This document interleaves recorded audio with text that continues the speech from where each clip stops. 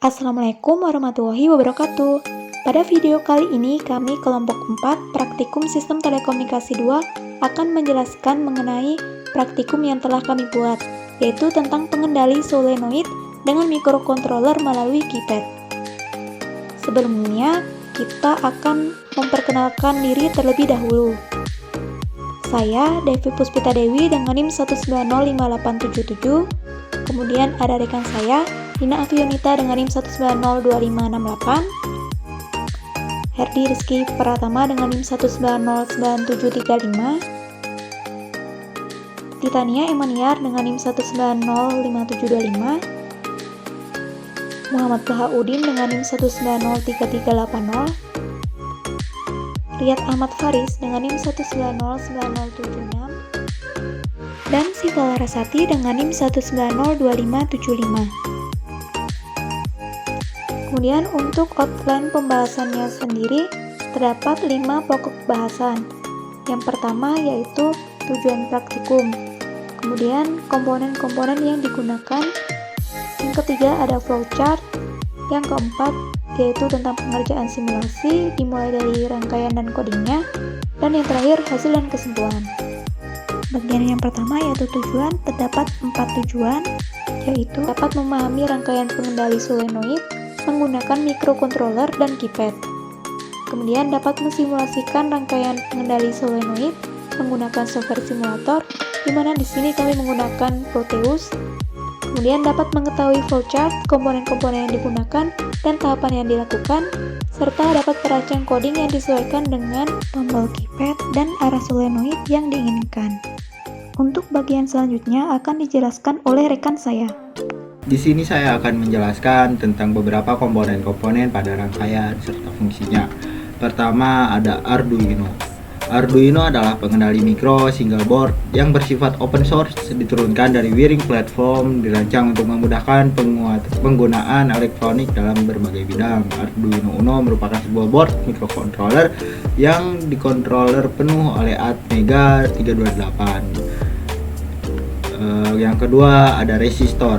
Resistor merupakan salah satu dari komponen dasar elektronika yang banyak digunakan dalam rangkaian elektronik, dan komponennya terbuat dari bahan isolator yang di dalamnya terdapat nilai sesuai nilai hambatan yang dibutuhkan. Resistor ini didesain dengan dua kutub yang berguna dalam menahan arus listrik jika dialiri oleh tegangan listrik di antara kedua kutubnya.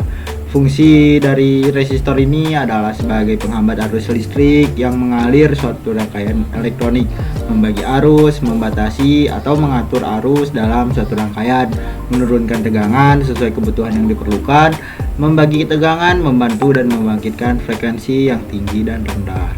Yang ketiga ada transistor. Nah, di sini kita memakai transistor NPN bukan PNP, walaupun di antara keduanya tidak jauh berbeda, tapi transistor ini adalah sebuah komponen di dalam elektronika yang diciptakan dari bahan-bahan semikonduktor dan memiliki 3 buah kaki. Masing-masing kaki disebut sebagai basis, kolektor, dan emitor. Emitor atau E memiliki fungsi untuk menghasilkan elektron atau muatan negatif. Kolektor atau C berperan sebagai saluran bagi muatan negatif untuk keluar dari dalam transistor. Basis atau B berguna untuk mengatur arah gerak muatan negatif yang keluar dari transistor melalui kolektor. Fungsi dan transistor tersendiri adalah memperkuat arus listrik yang masuk ke dalam rangkaian. Fungsi ini berkebalikan dengan resistor yang berperan meredam arus listrik. Relay 5V. Relay adalah saklar atau switch yang dioperasikan secara listrik dan merupakan komponen elektromagneta yang terdiri dari 2 bagian utama, yakni elektromagnet atau coil dan mekanikal, seperangkat kontak saklar atau switch. Relay menggunakan prinsip elektromagnetik untuk menggerakkan kontak saklar, sehingga dengan arus listrik yang kecil atau low power dapat menghantarkan listrik yang bertegangan lebih tinggi. Sebagai contoh, dengan relay yang menggunakan elektromagnet 5V dan 50 mikroampere mampu menggerakkan armature relay yang berfungsi sebagai saklarnya untuk menghantarkan listrik 220 volt 2A. Ada ground. Fungsi grounding berfungsi sebagai penghantar arus listrik langsung ke bumi atau ke tanah. saat terjadi kebocoran, isolasi atau percikan api pada konsleting. Misalnya kabel grounding yang terpasang pada bahan atau sasis alat elektronik seperti setrika listrik akan mencegah kita tersengat listrik saat rangkaian di dalam setrika bocor dan menempel ke badan soket. Yang selanjutnya ada keypad. Keypad berarti sebuah keyboard miniatur atau set tombol untuk operasi portable perangkat elektronik, telepon, atau peralatan lainnya. Keypad merupakan sebuah rangkaian tombol yang tersusun atau dapat disebut pad, yang biasanya terdiri dari huruf alfabet A sampai Z. Untuk mengetikkan kalimat juga terdapat angka serta simbol-simbol khusus lainnya. Yang selanjutnya ada baterai. Baterai adalah sumber daya paling umum untuk perangkat tunggal dasar untuk aplikasi industri skala besar. Baterai dapat didefinisikan sebagai itu adalah kombinasi dari suatu atau lebih sel elektrokimia yang mampu mengubah energi kimia yang tersimpan menjadi energi listrik. Yang terakhir adalah lampu. Adalah alat listrik yang difungsikan sebagai fungsi sumber cahaya. Lampu akan menyala setelah dialiri listrik. Lampu dapat menyala ketika posisi saklar on atau hidup. Agar bisa menyala, lampu membutuhkan baterai dan juga saklar. Oke, selanjutnya untuk flowchart akan dijelaskan oleh saya. Yang pertama kita lakukan adalah kita diharuskan untuk membuat sirkuit baru. Untuk membuat sirkuit baru, software yang kami gunakan adalah software Proteus. Kemudian kita diharuskan untuk memilih komponen. Komponen yang dibutuhkan ada macam-macam, yaitu ada Arduino, transistor NPN, solenoida atau relay, baterai, lampu, resistor, keypad, dan ground. Setelah semua itu terkumpul, maka kita diharuskan untuk merangkai komponen tersebut menjadi satu rangkaian. Setelah komponen sudah menjadi satu rangkaian, maka dibuatlah coding.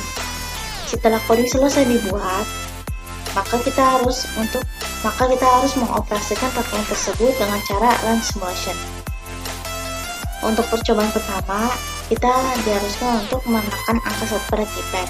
Maka terjadilah dua opsi, di mana apabila benar atau normalnya, maka solenoida yang kondisinya dari normally closed atau NC, maka menjadi normally open atau NO. Dan untuk opsi kedua, apabila kondisinya tidak berubah dan tetap masih dalam kondisi normally closed, maka codingan ada yang salah atau mungkin di bagian rangkaiannya ada yang salah. Kemudian untuk percobaan kedua, kita menekan angka 2 pada keypad. Untuk percobaan kedua ini, solenoida yang kondisinya tadinya normally open atau NO akan menjadi normally closed atau NC untuk kondisi normalnya. Apabila terdapat kesalahan pada rangkaian atau codingan, maka kondisinya tidak berubah atau tetap pada kondisi normal. Setelah kedua itu berhasil, maka codingan atau rangkaian setelah selesai. Baik, di sini saya akan membuat rangkaian dari pengendali solenoid on-off dengan microcontroller melalui keypad. Untuk komponen yang kami pakai, yang pertama itu ada Arduino Simulino Uno. Lalu yang kedua, kami akan membuat rangkaian dari solenoidnya. Yang pertama, resistor. Selanjutnya itu ada transistor NPN. Lalu relay.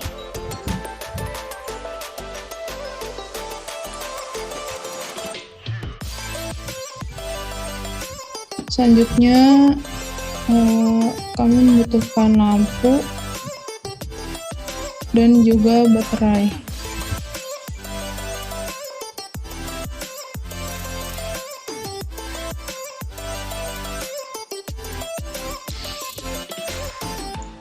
Untuk baterai sama lampunya itu menggunakan tegangan sebesar 12 volt. Lalu untuk relaynya itu menggunakan 5 volt.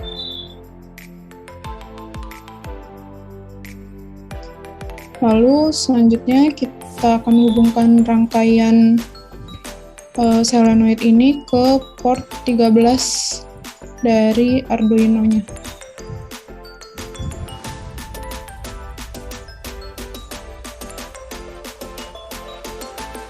Untuk yang sebelah kanan, kita akan hubungkan ke baterai dan lampu.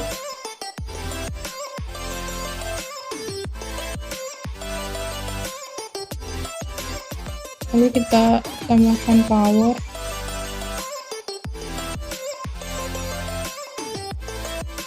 Dan jangan lupa untuk menghubungkan ground.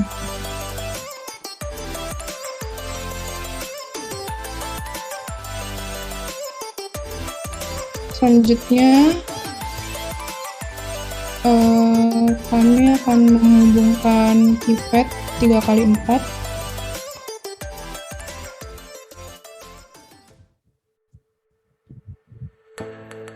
Untuk port 1, 2, 3 akan dihubungkan ke port 8, 7, dan 6 dari port Arduino. Port 1 dihubungkan ke port 8, yang 2 dihubungkan ke port 7,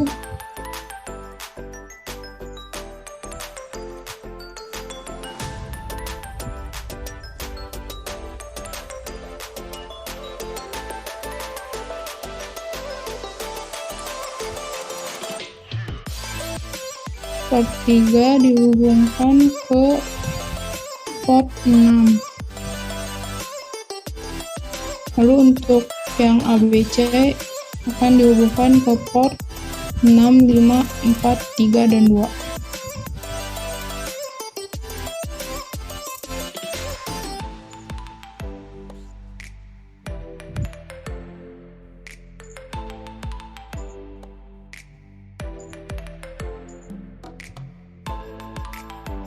Lalu tahap selanjutnya memasukkan codingan ke Arduino. Sini kami sudah membuat codingannya. Untuk tahap selanjutnya akan dijelaskan oleh rekan saya.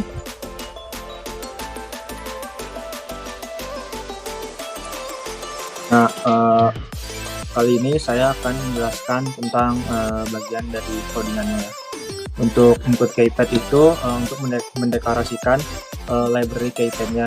Nah, terus untuk yang kedua, cara custom key itu untuk menampung semua inputan. Nah, untuk counts byte row itu deklarasi jumlah baris, bahwa barisnya itu ada 4. Terus untuk counts byte rows itu sama dengan 3. 3 columns itu untuk mendeklarasikan bahwa barisnya itu ada 3. Nah, char case row calls itu yang itu kan ada angka keypadnya. Nah, itu tuh untuk inisialisasi keypad matrix 4x3. Terus buat bytes row pins itu kan ada pinnya 5, 4, 3, 2. Berarti itu tuh untuk menghubungkan baris ke keypad, pin baris ke keypadnya. Terus untuk byte call pins itu 876, berarti untuk menghubungkan pin kolom ke keypad. Nah, terus untuk keypad ini keypad sama dengan keypad, make key maps, case, row pins, call pins, row calls itu fungsinya untuk menginisialisasi library-nya. Nah, kalau queue setup itu untuk mengeksekusi sebanyak sekali. Nah, itu pin mode 13 output, berarti pin 13 itu digunakan sebagai output. Nah, kalau void loop itu kebalikannya. Jadi, kalau yang tadi void setup itu sekali, kalau void loop itu digunainnya itu berulang kali. Nah, terus untuk custom key sama dengan keypad.getKey itu fungsinya untuk membaca keypad. Nah, jadi di bawah itu jika ada pernyataan atau kita menggunakan percobaan gitu, menekan tombol angka 1, nanti bakal gerak ke kanan gitu si percobaannya. Nah, nilainya itu 1000 itu kan nilai detik. Nah, jadi diubah ke detik, jadi 1 detik. Nah, terus digital write-nya itu 13. 13 berarti pin 13-nya itu bakal mati atau dalam kondisi 0. Nah, kalau if key, custom key-nya kalau kita pencet angka 0, si percobaannya itu akan bergerak ke kiri. Nah, terus digital write-nya itu angka 13-nya, pin 13-nya itu bakal dalam kondisi nyala atau dalam kondisi 1. Sekian penjelasan coding dari saya. Nah, langkah selanjutnya akan dijelaskan oleh teman saya.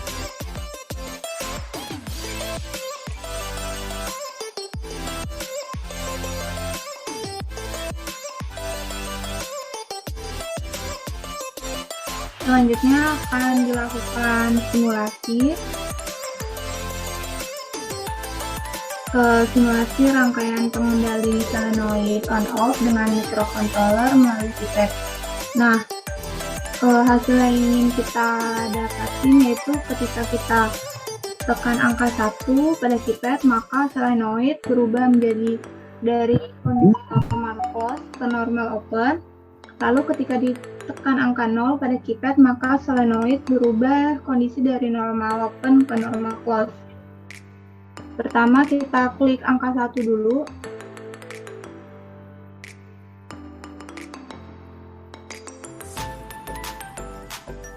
Dan dapat dilihat bahwa solenoid berubah dari normal close ke normal open. Lalu ketika diklik angka 0, maka solenoid berubah dari normal open ke normal close. Berarti rangkaian yang telah kita buat dan codingan telah berjalan sesuai yang diinginkan dan tidak ada yang salah. Jika output yang dihasilkan tidak sesuai, maka pada rangkaian ada yang error atau salah atau pada codingannya. Sekian. Baik, pada praktikum 5 ini dapat kami tarik kesimpulan bahwa praktikum dengan judul pengendali solenoid dengan microcontroller melalui keypad telah sukses dijalankan karena tidak ada rangkaian yang terjadi masalah atau problem dan codingan pun sukses dijalankan. Dan output yang kami harapkan pun sudah berjalan dengan baik, yang dimana ketika ditekan angka 1 pada keypad, solenoid berubah dari kondisi normal close menuju ke normal open, dan ketika ditekan angka 0 pada keypad, solenoid berubah dari kondisi dari normal open ke normal close. Sekian dari kami, kelompok 5. Apabila banyak kesalahan, kami mohon maaf. Wassalamualaikum warahmatullahi wabarakatuh.